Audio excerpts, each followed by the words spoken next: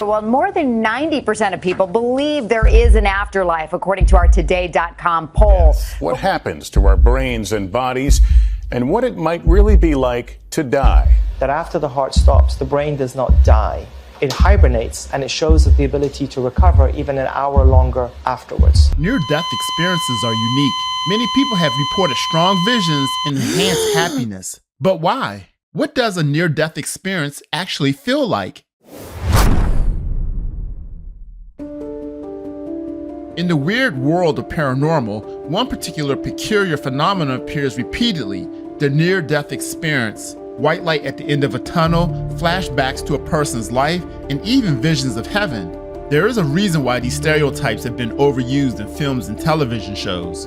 Research reveals that people really have these powerful visions. It would understandably leave one feeling pretty disturbed to be so close to death and then to witness such apparitions. But that does not appear to be the case. The opposite may be true. Near-death experiences provide an unexpected push towards a better life, leaving people happier, more fulfilled, and less afraid of death. So, what are the implications of a near-death experience? What happens in the brain during these events? Is it possible to construct one without practically dying? And I could see everything, feel everything, hear everything, even though I know now I was medically dying. I felt an overwhelming rush and almost a pressure being pulled, like almost like a force field being pulled back into my body. Then I woke up and saw the doctors that I had been seeing. Even though not every near-death experience results in a vision or a singular event, they are prevalent and frequently fall into either a positive or negative experience category. Professor Chris French, a psychologist of paranormal beliefs on BBC science-focused Instant Genius podcast, said when people first started investigating near-death experiences, they focused almost solely on the more common, happy experience. However, as time passed, people were more aware of the negative ones. In terms of what is happening, it is a highly complex hallucinogenic experience that feels extremely real. It feels as real as anything else you have ever experienced. That isn't such a problem for individuals who have pleasant experiences, but when it's terrible, people frequently develop a greater fear of death and may even suffer lifelong trauma. What's frightening is that around 1 in every 5 near-death experiences falls into this harmful category. Chris classifies these unpleasant events into 3 categories. The first is generally seen as a favorable experience. It is an awe-inspiring experience, perhaps witnessing their memories flood back, but they don't see it in a favorable light. The second type he calls a Hieronymus Bosch painting of hell. In other words, this is a total nightmarish vision of death, with tortured individuals and a horrific afterlife. Finally, something more ominous: nothing. Many accounts depict the empty nothingness, where you will spend the remainder of your eternity floating aimlessly. So far, not so good, but how about the favorable experiences? While these may sound terrifying, most people report positive experiences, such as powerful encounters that help them realize their joy in life. Common examples include a person feeling themselves float out of their own body, seeing their life flash before their eyes, and of course, the light at the end of the tunnel they must go through. People who have had favorable encounters are more likely to describe sensations, feeling lighter, more free, and even completely serene. For some, the joy they experience might make these images, which can be frightening, less unpleasant. These experiences are associated with a greater appreciation for life and, despite almost dying, a positive outlook towards the entire event. What does your study show about what happens to the brain after the heart stops? Contrary to the way that doctors have been taught, that after the heart stops, the brain does not die. It hibernates, and it shows the ability to recover even an hour longer afterwards. So what causes near-death experiences? Are these God's visions? An actual look into the afterlife? Unsurprisingly, science cannot say for sure. But scholars like French have an intriguing theory.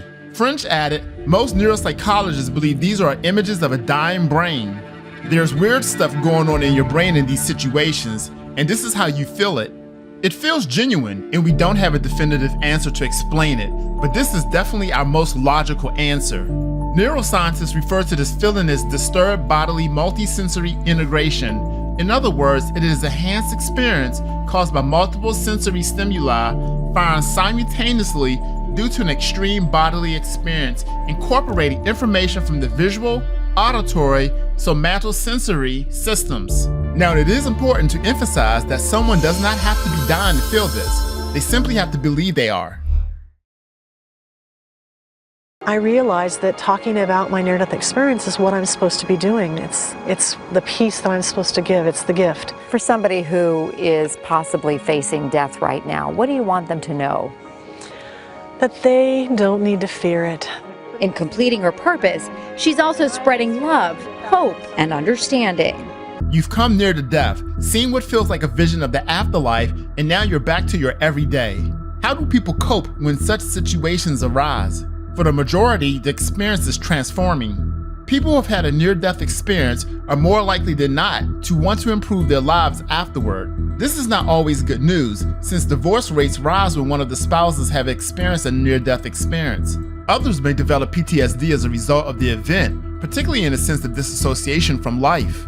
However, as previously stated, for the majority of people, a near-death experience has surprisingly favorable long-term implications. Near-death experiences have been connected to increased mortality, happiness, life fulfillment, and in some cases, a tightening of faith in their religion. Unsurprisingly, after believing they've seen the hereafter or seen multiple dimensions, many people who've had near-death experiences become significantly more spiritual, with a concentration on reincarnation, the afterlife, and mental projection. People who have had these experiences frequently report increased altruism and decreased interest in material possessions. This also includes a lessening in the desire to earn and retain money.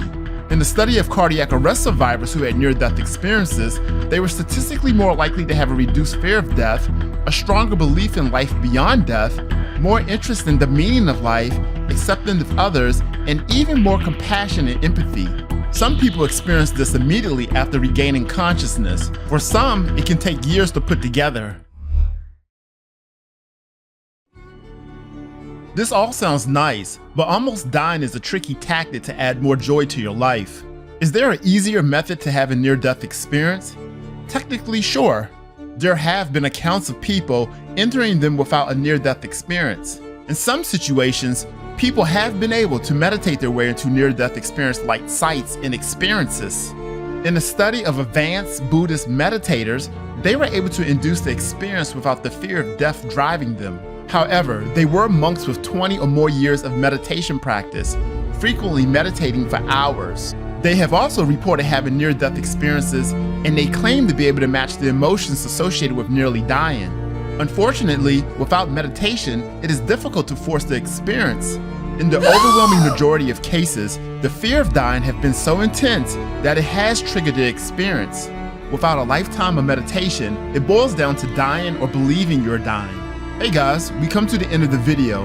Have you or know anyone who has experienced a near-death experience? If so, did they describe the experience similar to what was mentioned in the video? Let us know in the comment section below. Also, if you enjoyed the video, please don't forget to like and subscribe to the channel. Until then, we will see you next time.